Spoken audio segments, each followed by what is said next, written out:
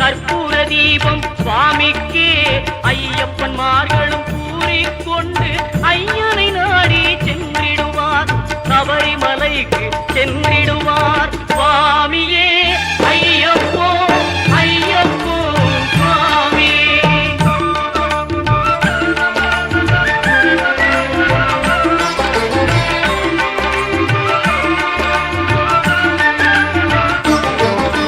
கார்த்திகை மாதம் மாலை அணிந்து நேர்த்தியாகவே விரதம் இருந்து